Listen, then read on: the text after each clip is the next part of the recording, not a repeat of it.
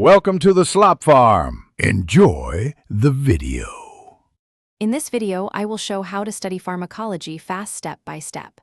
Start by prioritizing high-yield drug classes and learn mechanisms with active recall. Break topics into small, linked concepts and use spaced repetition cards. Practice with clinical vignettes to connect drugs to symptoms and dosing. Review adverse effects and contraindications together, and test yourself frequently to build durable knowledge and confidence. Use active recall every study session to strengthen memory pathways and reduce passive review time. Convert facts into bite-sized question cards that require you to state mechanisms, indications, and side effects. Practice retrieval in short, focused bursts with immediate feedback and adjust cards based on accuracy.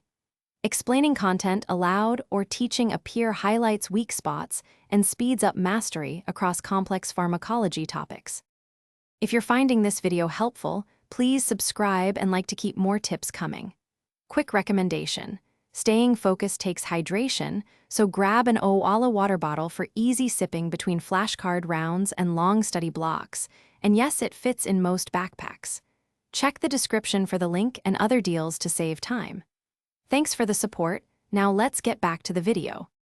Organize study materials around mechanisms and clinical use, rather than scattered facts to spot patterns faster. Create comparison charts to contrast similar agents and highlight unique side effects or dosing.